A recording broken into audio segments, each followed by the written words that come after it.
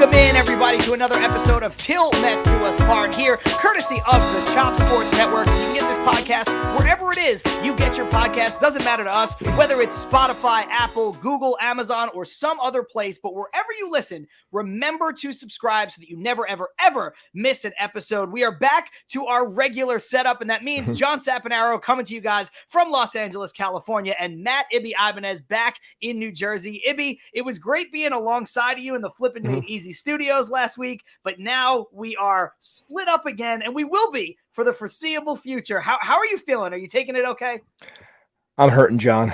I'm really hurting. The fact that I can't see you right now. Oh, I can see you, but the fact that I'm not next to you, and I can't feel that energy like I felt in the studios for the one and only time that we've done it. Nah, I'm doing pretty good. I mean, the Mets are winning, and of course, that's what we're here to talk about is about our beloved Mets. And I got to tell you, John, I'm feeling pretty good because, you know, I don't want to put the carriage before the horse, but at the same time, every time you've asked me at the end of these shows lately, hey, what are they going to do by the time we record again? I'm like, they're going to go 4-1. They're going to go 3-2.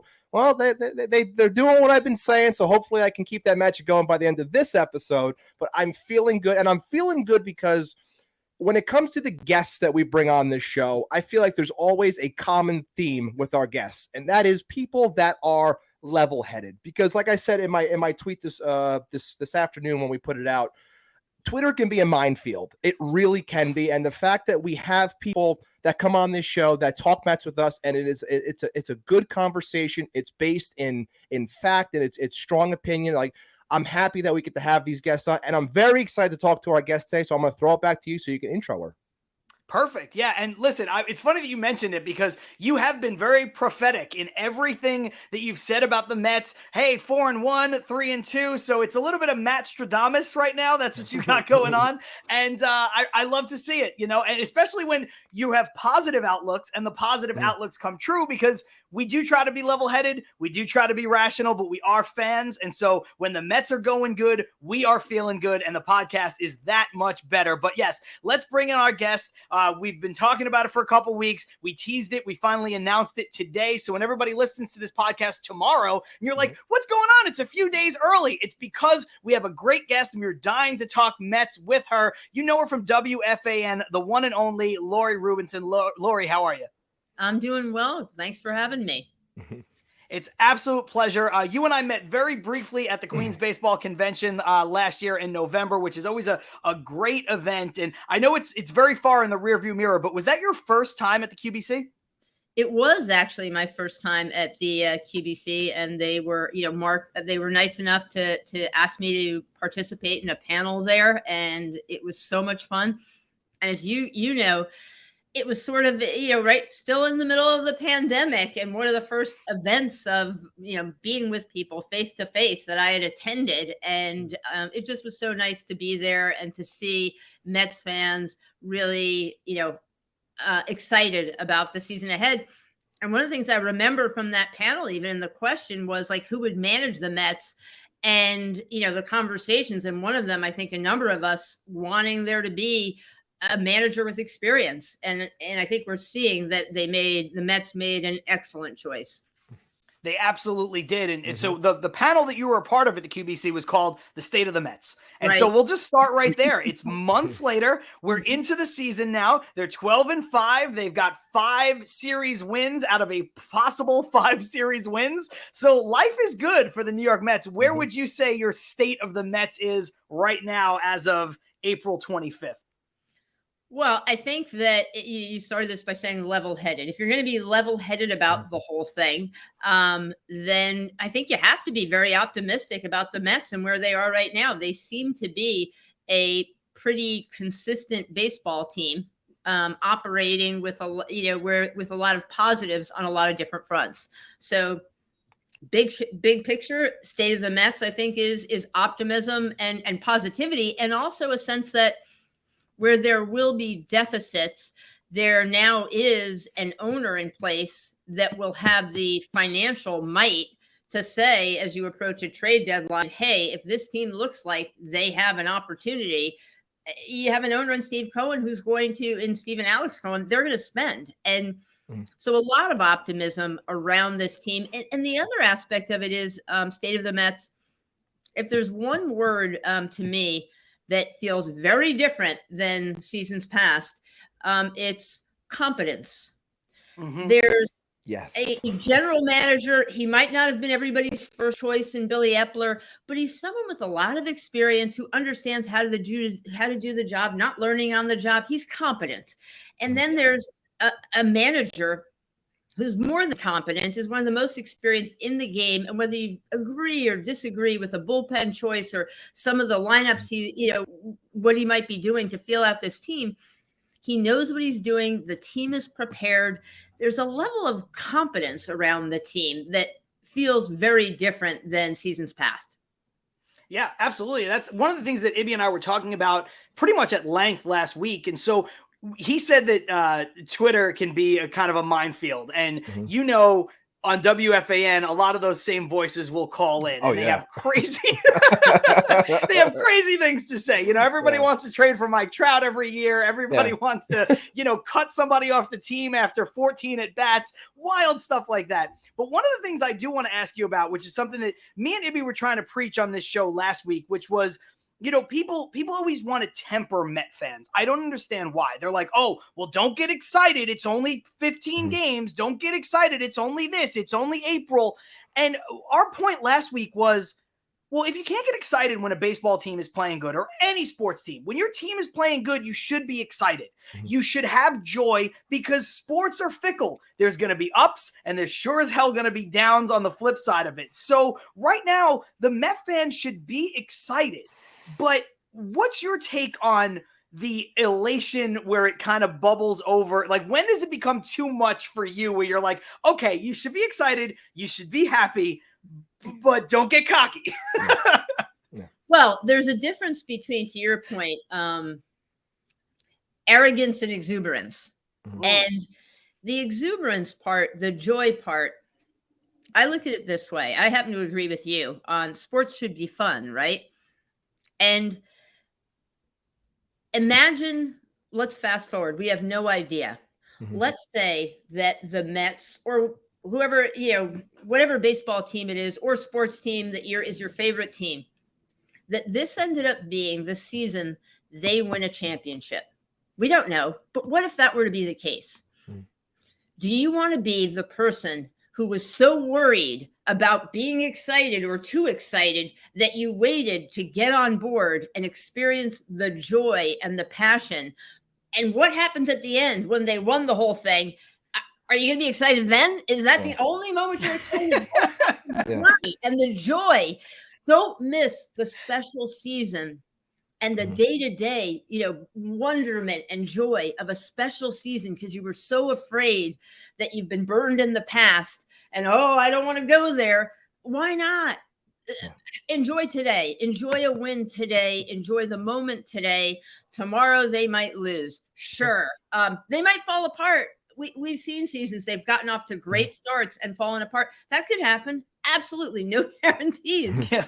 But enjoy it now, and don't let yourself be the person. It's also sort of an approach to life. And sometimes, a few years ago, I had someone approach me. They were doing some research, and they wanted, and it bugged me. I'll just start with this, is they wanted to know and look at, were Mets fans more pessimistic by nature than, let's say, Yankee fans or other fans. And I filled out, they asked me to fill something out, and I went against the grain, I think, of the way they filled things out, because personally, I'm an optimist. I'm a positive person, and I'm an optimist. And I absolutely refuse to believe that being a Mets fan should make me less optimistic as a human. So, don't go there. Don't, I get it. The Mets have earned LOL Mets, same old Mets. They've earned all of that. It's fair, but there is a new owner. There is a new GM. There is a new manager. There are some players with professional attitudes that have been added to this roster. So enjoy it now. And then, where does it cross the line into arrogance? I guess that's for each person to decide. But if you're trash talking all your friends and kind of being that person, if you're that guy, you're that person and you're being a jerk, well, that's okay. But just know that if there's a fall from grace, and as soon as they're not playing well, then you're going to hear it. when Yeah. your buttons come back at you in a Yeah. big way, they have every right to do that. So Yeah. if you don't want to eat it later, then don't be that guy. Yeah, and that was Fair enough, that was yeah. the point. That was the point that me and Ibby were trying to get to last week. We're just like, yeah, just enjoy your life. And if sports is a part of your life that you find enjoyment in, then go ahead and embrace it. Embrace the positives. And Ibby, it's a long season, like we always talk about. Yeah. Every good team is going to have bad stretches. Every bad team is going to have good stretches. Ride the wave. That's the beauty of baseball. It's every single day. In season, we do this podcast once a week, and it's almost not enough. Yeah. But Ibby, I want to ask you this. So Sure. they have this 12-5 start, right? Okay. And everybody is comparing it to a couple of years ago when the Mets get off to that 10-1 start. Right. And they're like, to Lori's point, that's been the doldrums. That's been the knock is like, well, look what happened that year. But Ibby, they're not doing it with hope, prayers, and duct tape this year. No. They're doing it with competent baseball, competent management, good baseball players. There's a big difference if you don't realize between Mickey Callaway and Buck Showalter. There's a huge difference, and it's to Lori's point before, just talking about the competence of everything, and that's the reason why I feel, and all Mets fans should feel the way that they're feeling, and that's. I'm trying to articulate the way I want to put it. When this team, I'll put it this way. Like you're saying, that team was 10-1 or whatever, and you saw that the lineup that they were trotting out and the person that was leading them, that was a case where I would have been okay. And I was probably one of the people leading the charge of saying, just wait for the other shoe to drop. Okay. Just wait for the other shoe to drop. This can only go so far. But you're right. When I see a team that is competent, that has legit ball players, top end stars, professional ball players, a manager that is so well renowned as Buck is, and you're seeing the change that he's brought to this team, I do not understand how a Mets fan in particular can still subscribe to the LOL Mets thought process or feeling as if the shoe is going to drop. I get that you've been burned in the past. It happens, but I feel, for me as a Mets fan at least, and I talked about this last week, I'm not going to go over it again, but for me as a Mets fan, I look at it and I say, the most fun that I've had in terms of like really taking everything in, understanding it, was that run in 15. Like just really truly understanding everything. And that in itself, when you look back on it, it was lightning in a bottle. That's what it was. And we enjoyed that run, and it was the most fun that I've ever had as a Mets fan in terms of going to the stadium, watching the games and everything. Most fun I've had. I can say right now that the excitement that I have, because I'm pumped up to turn the game on tonight when it's on.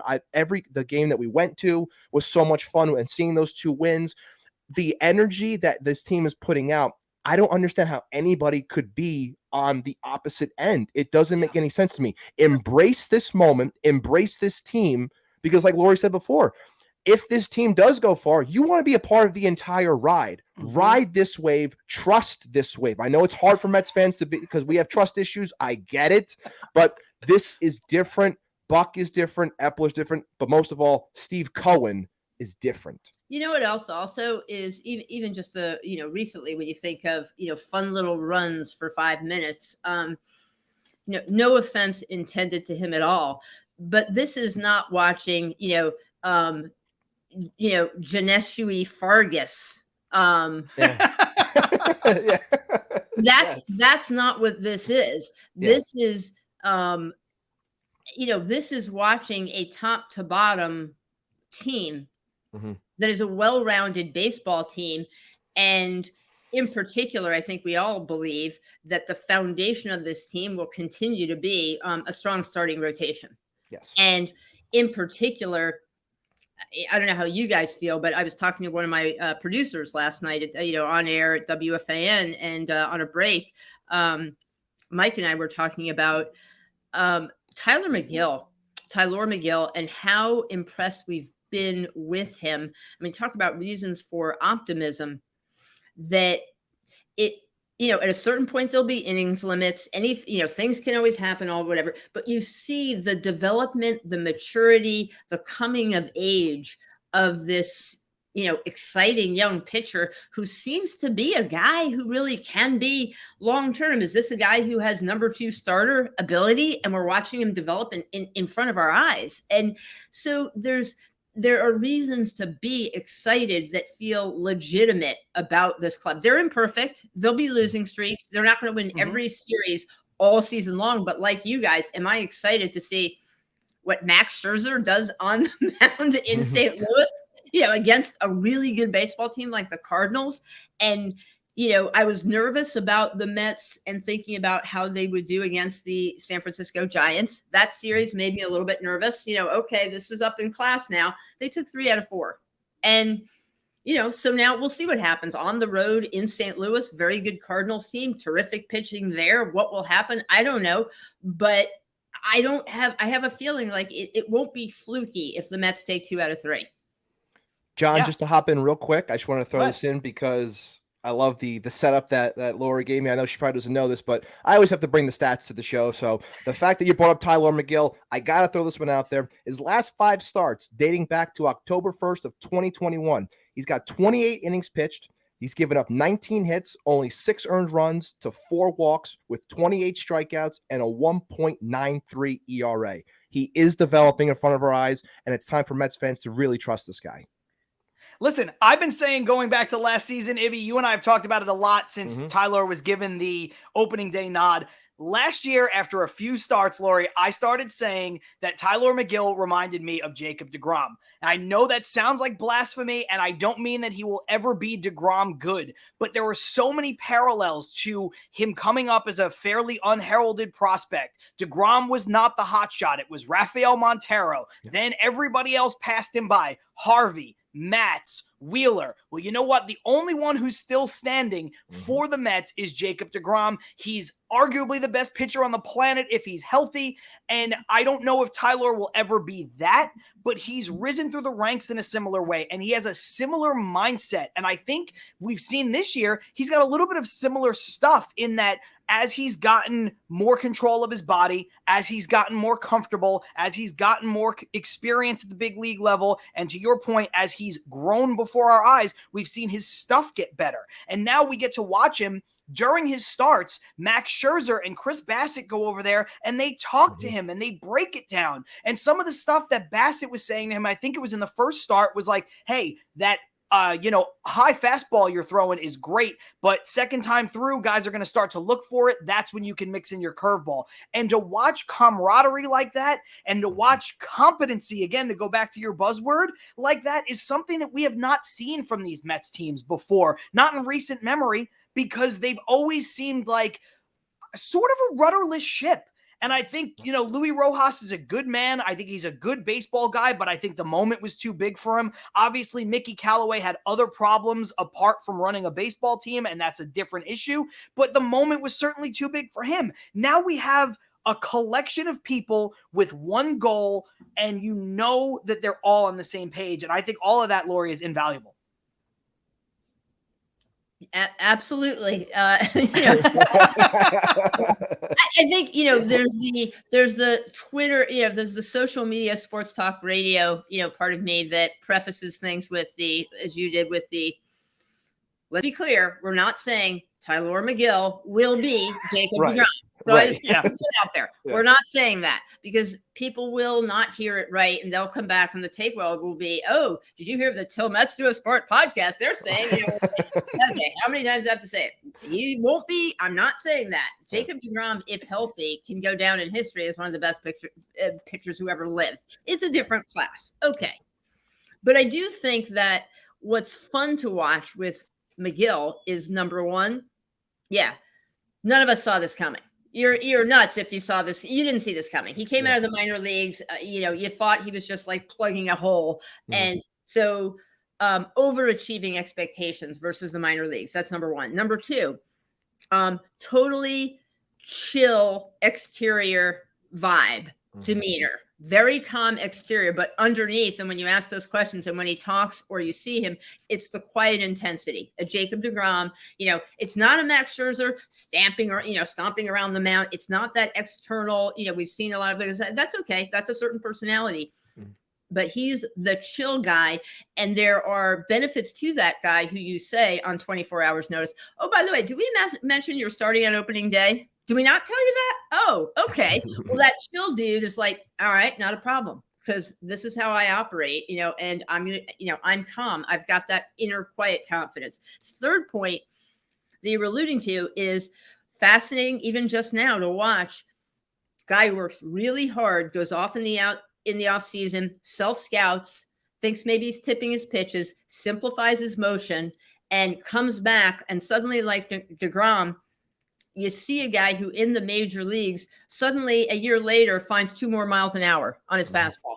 And it's like, wait a second, you're 25 years old. Like, where did this come from? But there's another gear when you get your mechanics right. And now from this guy talking, this is where it'll be fascinating. And with, Jeremy Hefner as pitching coach and the tutorials he gets from those veteran, leaders on the team and pitchers on the team.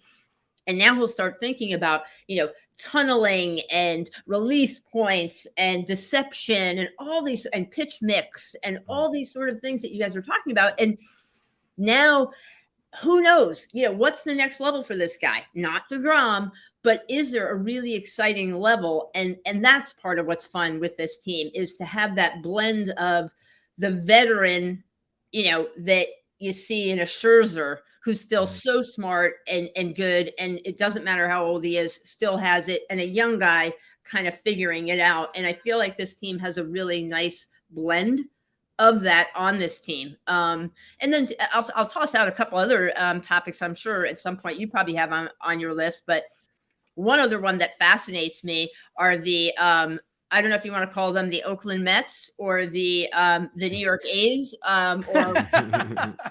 but another really positive, fun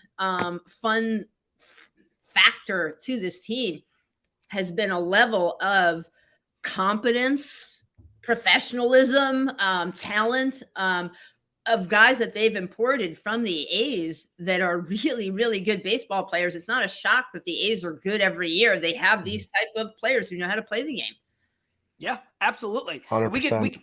We could talk more about some of those players on offense coming up in the second half, but I want to keep it with the pitching, Lori, just a moment before we head into break, because something that you mentioned is really important with that mix of veteran guys and a young guy like Mcgill, because Ibby, when you look at the way the Mets starting rotation is structured, this year, everything looks fantastic. But heading into next year, there's a lot of questions. Bassett is a free agent.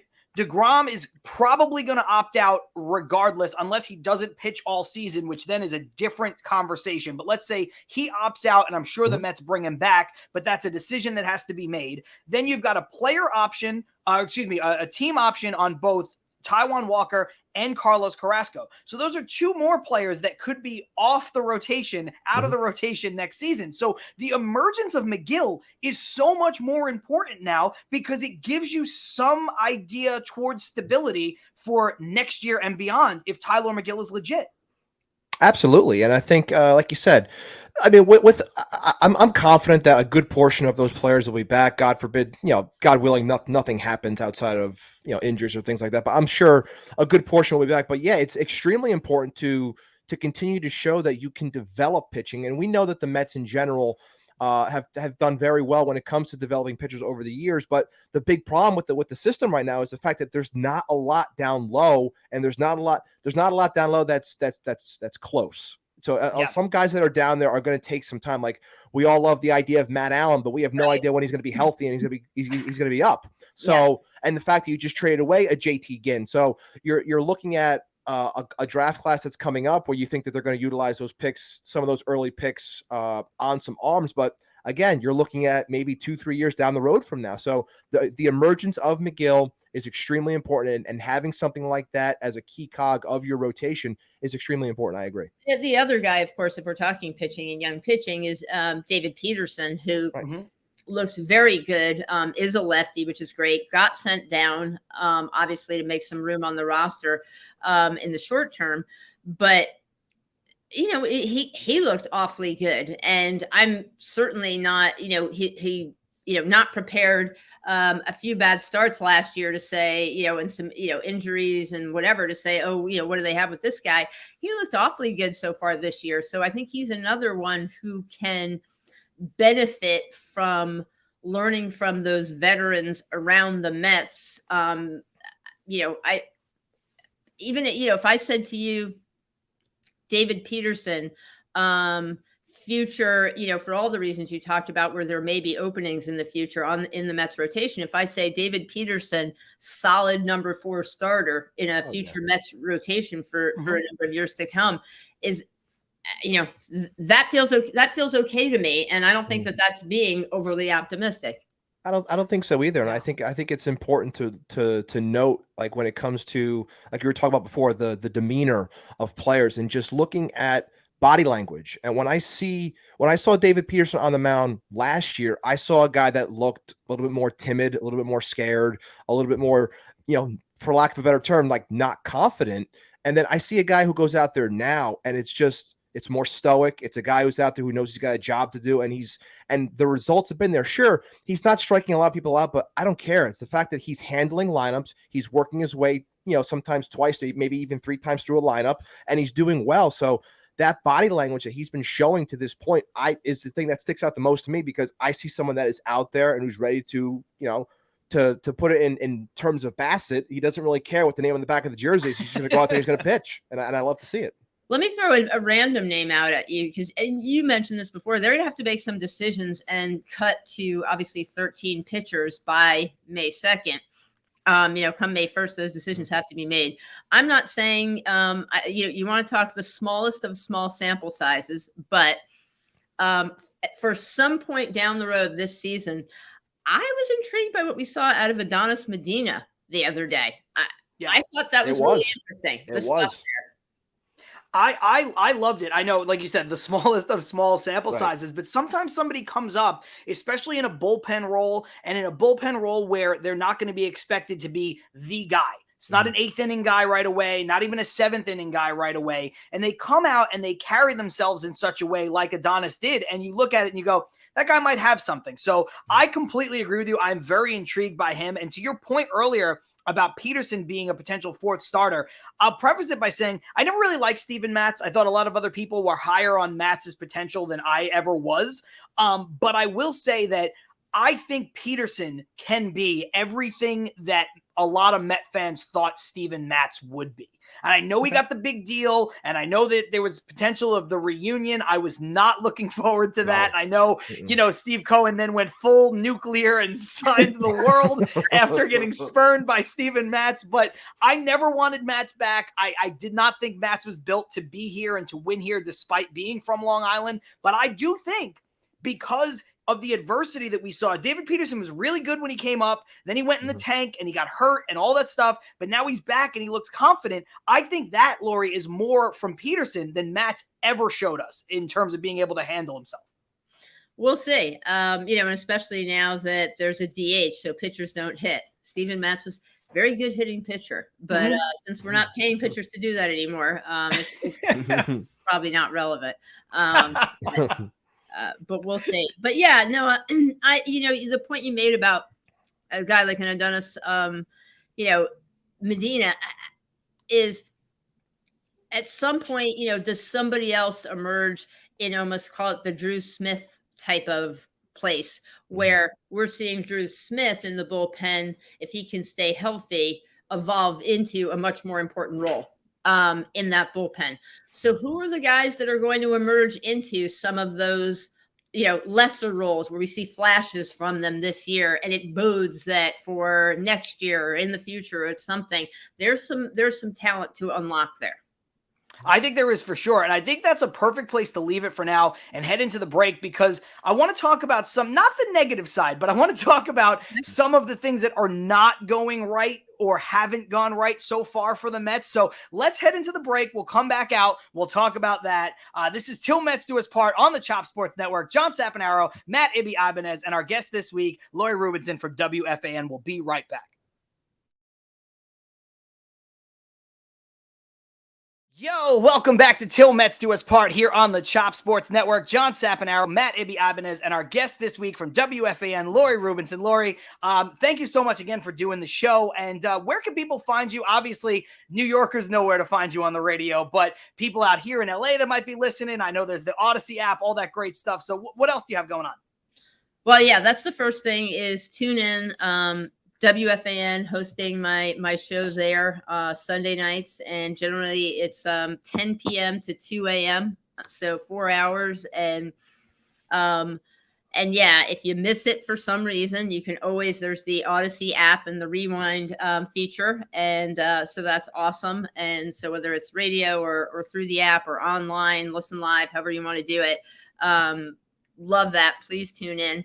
And then, yeah, from a social standpoint, you certainly can always find me mostly hanging out on Twitter, at L Rubinson, Lori Rubinson on Twitter. You can search for that, search for me, that'll pop up. And usually I'm interacting when I'm watching games and doing that. Beyond that, I also usually am a fantasy football draft expert and participate in some things like that, and for some magazines and online content and some things like that. So you can also keep an eye out. I'll promote that sometimes on social, so you'll see that as well. But that's the biggest thing the biggest things that I'm up to, and just feel incredibly grateful that I'm now coming up on, I think it's my 15th year on WFAN, which is sort of crazy. Awesome. Yeah, from the time I got an audition that Mark Chernoff, I was bugging him, and Memorial Day, like 15 years ago, from like 3 a.m. to 6 a.m. or something like that, where he was like, all right, you can't do too much damage there. We'll give you an audition. And I remember, and back then we were in Queens, not even in the night station. We are, downtown in the West Village now. But we used to be in Queens, and I actually was so nervous that I did like a dry run on how to get to the station in advance. And and I don't know if anybody else has ever done this, but I actually went the week before. So especially do my dry run at like 2 a.m. or something. So I have it all down. How am I getting there? And then I was listening in behind the glass to Tony Page, who was on air and doing his show. And he was kind enough to say, hey, why don't you throw some headphones on and come sit in with me? And so I got an opportunity to just chat with him, and such a nice gentleman, and help my nerves, and it was great. But anyway, it's a joy to be part of that community, the WFAN community, and and talk to Mets fans and Yankee fans, Jets fans, Giants fans, Knicks fans, Nets fans, all of it, hockey fans. Fans all over the country. And that's one of the fun things with WFAN, is that it has sort of a national profile, also a national reach these days, international.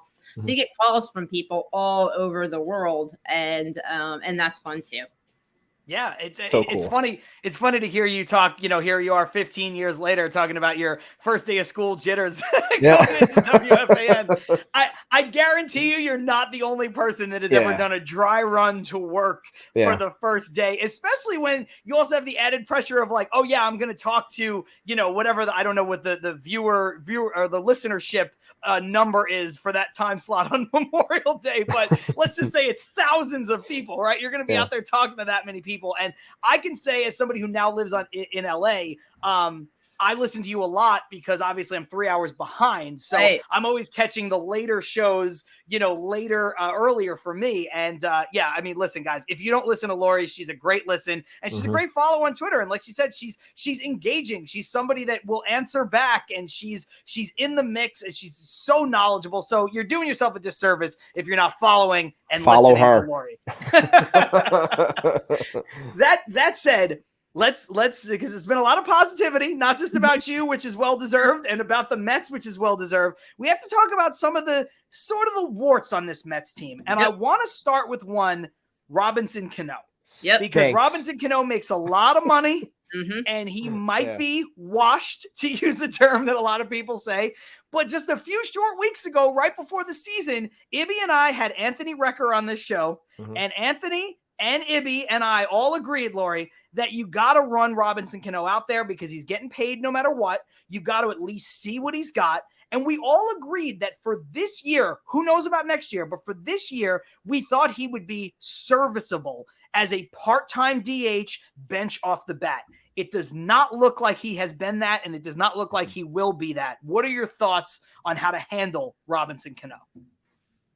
So I want to preface this by saying I think Robinson Cano seems like a nice person.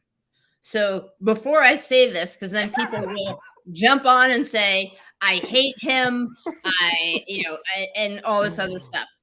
So I think he seems like a nice person. I'll also say this. I think Robinson Cano has forgotten more about hitting than almost anyone else on the Mets roster probably knows. He is a really smart baseball mind, in particular about hitting. And if you're really a big fan, you can remember from a few years ago, even when Pete was sort of scuffling a little bit, and there's an image I have in my mind of Robinson Cano kneeling by the tee with Pete Alonso and tossing balls to Pete as Pete's taking batting practice and Robinson Cano is teaching. Like, that's how smart on hitting Robinson Cano is. So incredibly well respected by everyone in that clubhouse, well liked, all of that. So that we're going to put out there and say, yes, that's a given. But I am not in agreement with you guys. I was not in agreement with you guys at the beginning of this season about Robinson Cano. Okay. I think he's washed. I think he was washed. I think he's been washed. And I think the last time Robinson Cano could hit left-handed pitching in a season where he was not suspended for performance-enhancing drug use, off the top of my head, I believe that was 2017.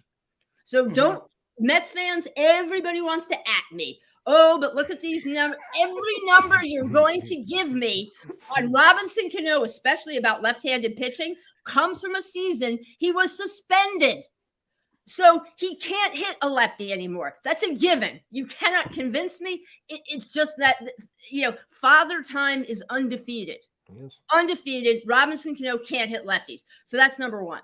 Number two, now to righties. Look, is it possible as the weather warms up that he could, I suppose, get better? Sure. I guess that's possible. But you don't sound very confident. Well, but I don't think the things he was known for, the quick bat, that's the Father Time aspect of it. He's such a smart hitter and thinks the game so well that, yes, is it possible that he can catch up to a pitch because he's anticipating it and becoming so much of a guess hitter because he has to be such a guess hitter? A-Rod's talked about that. I think the later you get in your career, you have to be more of a guess hitter when guys are throwing, 97, 98, and you can't catch up to that anymore. So I just think that he, offensively, he's a shadow of what he was. That doesn't mean he couldn't, I suppose, contribute on some level. But now let's go to defense. All right. So defensively, watching Robinson Cano in his prime make the turn on a double play at second, or even better, in the outfield on a relay throw, and the gorgeous, almost highlight-like motion of one motion on a relay throw was a work of art. Loved watching that. But he can still make a quick turn, but his range in the field, let's just be honest. You can pull out every defensive metric or whatever you want. Use your eyes. He's lost range. We all know that. If there's a big play for the Mets to be had, don't you want McGill or Guillorme in there at second base as opposed to Cano? So he's at this point, his range is down defensively. And now let's look at this Mets roster. So we're talking about a guy who is diminishing at the plate, can't hit lefties, diminished range. And is the slowest person on the roster, and that includes catchers. Also slow on the base path. Any big situation, he should be pinch run for. So now the Mets are going to have to make hard decisions to cut this roster down. Somebody has to go. And you tell me, if I give you three choices, you tell me if this is about screw the money. Steve Cohen is rich. The money shouldn't matter. It's called a sunk cost in economics. So now if this is about a team that has aspirations to win a division, to go to the postseason, and who knows what will happen beyond that, if that's your goal, and professionalism and competence and meritocracy, if that's what this is about, then you tell me who's more valuable to this roster, Travis Jankowski, Luis Guillorme, or Robinson Cano. You have to make it. You're the Mets. You have to make a decision on your roster on May 1st. you tell me, what message are you sending to the other guys on the club if you're keeping Robinson Cano? You can't keep You Robinson can't. Cano. That's the thing. You're absolutely right. Everything that you've said is all of the reasons why. Because other than being basically another coach, another hitting coach, he offers you no benefit to the roster. Yeah. Being around the guys as a person who has been there, done that, succeeded, won championships, all of that intangible stuff he gives you. Everything else he doesn't give you. Luis Guillorme is the only person on this roster not named Francisco Lindor that can play shortstop. 100%. Travis Jankowski is, I know the Mets have a little bit of a benefit here because all three of their starting outfielders can also play center field to a degree with Canha, Nimmo, and Marte. But Travis Jankowski is important, and he might not be important all season. He might be one of those guys that's good for April and May, and then you find out that he's DFA'd in early June. But right now, he's a more important factor than Robinson Cano. So you're right. Well, let me ask you this: I don't want to jinx the guy. I hope he's healthy all season long.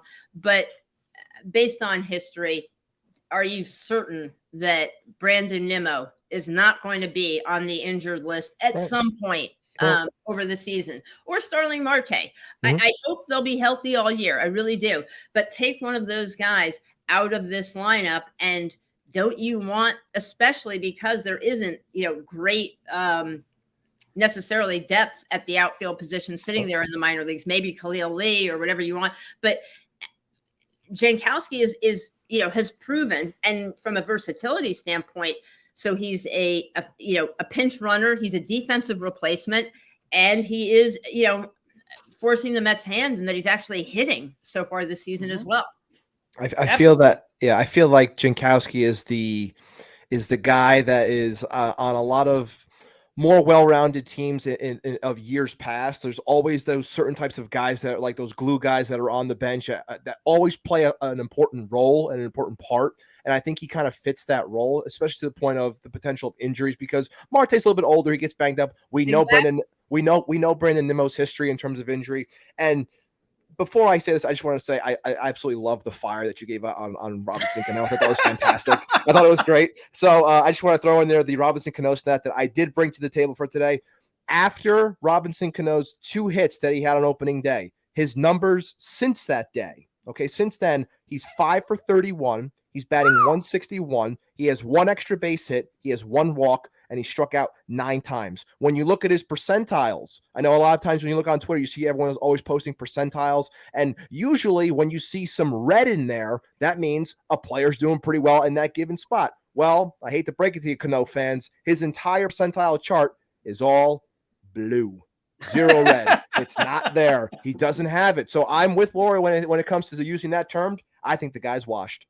Yeah. Also, other than the home run, I think even of the hits you talked about, I was looking at some stats the other day, and in terms of hard hit ball rate and what you're able to generate, exit velo and hard hit ball rate, I think maybe 2 out of his hits so far this year have been hit hard. And even opening day, when you talked about that, I off the top of my head, remember one of those, God bless him, but was a bunt. Where, so that's who he is right now. And as we sit here right now talking, and the Mets are about to embark on a series with the St. Louis Cardinals, there's Robinson Cano in the lineup again tonight. And not only is he in there and in there at DH, but he's in the middle of the lineup. And what is he doing? I mean, it's like a black hole clogging the middle of the lineup. JD Davis had a home run yesterday. JD Davis, I'd like to see him get a few starts in a row at DH, even if it is against some right-handed pitching. Let him get a few starts in a row. Let's see what the Mets have. That's a good bat that could be really interesting in this lineup, and give him a chance. I don't disagree with you. And I think this last topic that we're going to get into kind of encompasses everything that you just said about Cano, JD Davis, Dom Smith, and even the potential or the injury history of a guy like Brandon Nimmo. Because Ibby and I were kind of banging the drum towards the tail end of this offseason that the Mets needed one more bat preferably in the outfield, or a guy with versatility that could play the outfield. We kept saying Chris Bryant, and obviously he went for a lot of money somewhere else. He's not a perfect player. He's also a flawed player. I don't know if he's the same MVP player that he was all those years ago, whatever, but he's a guy who gives you positional versatility, and he would have helped you in a situation that the Mets are in now, where they've got a DH spot that is not really producing. Robinson Cano, not doing great. And I know they've rotated it, Lori. I know that they've moved guys around. Alonso's been in there and he's hitting that spot.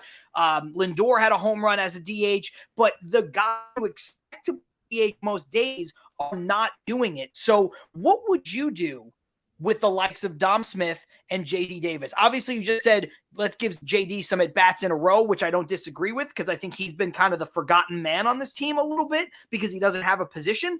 But I'm not sure, as we get to cut down these rosters, I mean, Dom Smith and JD Davis right now in this moment are both in danger of being sent down because they're not producing either.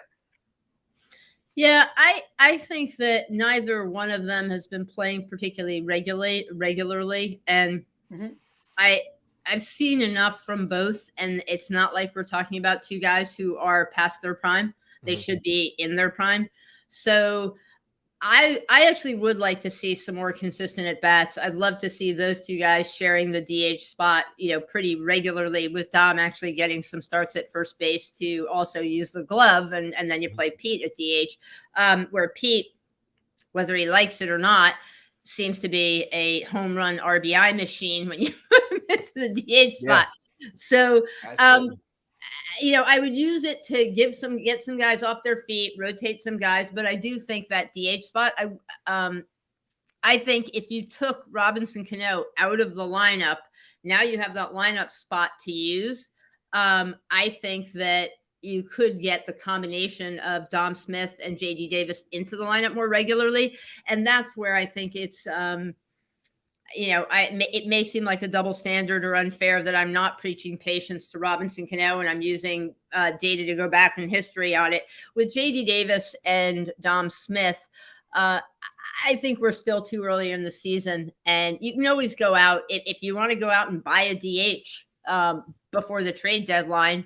There'll be somebody there'll be a bat that's available if they need to upgrade. But for right now, and even looking at the minor leagues and prospects, the Mets have some exciting young bats in that system. And whether that's a guy like, Vientos, or, are you calling up one of the, Beatty, whatever, we'll see how those bats emerge.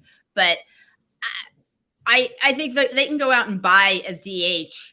There'll be some team that will fall apart and want to unload salary, and there'll be a bat there.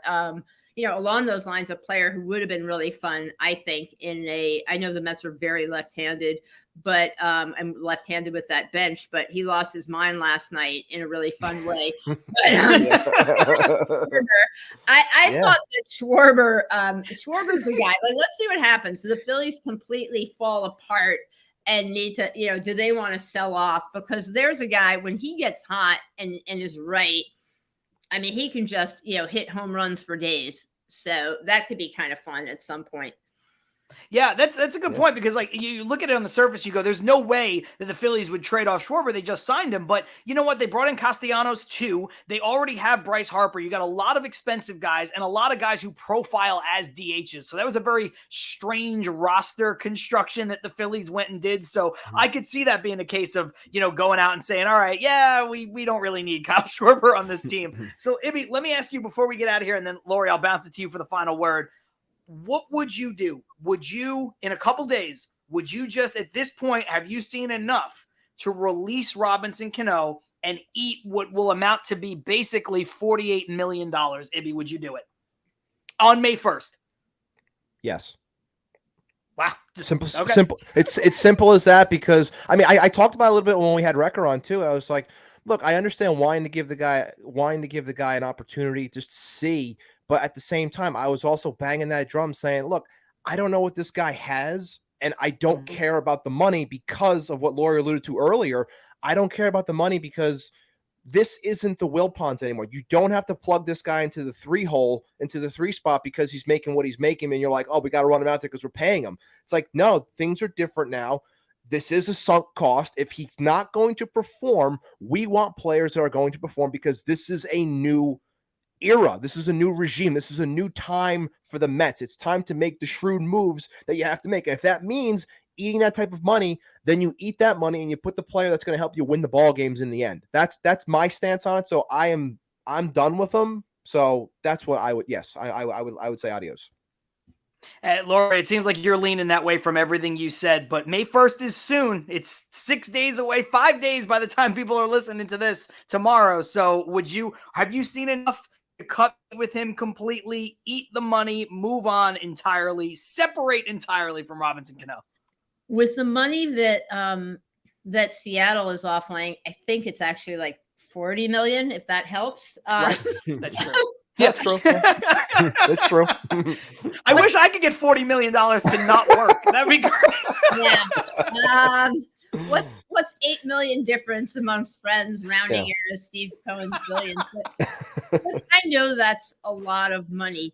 But in years past, I know that Yankee fans would always have a confidence that, Jacoby Ellsbury that contract might be bad and he might be hurt. And the Yankees would just sign new players and look at that and say, all right, we're going to put that contract aside and we're going to move on. Mm-hmm. Yep. And I think the Mets with Steve Cohen, when you have the richest owner in the sport, you want to have a well-rounded team where you are leveraging analytics, playing smarter, developing, drafting well, signing players, great player development and prospects. You want all of that, but you also want to use your financial might at times. Mm-hmm. And whether that is smartly signing free agents or adding depth to an organization, it also means when there is a mistake, part of financial might is having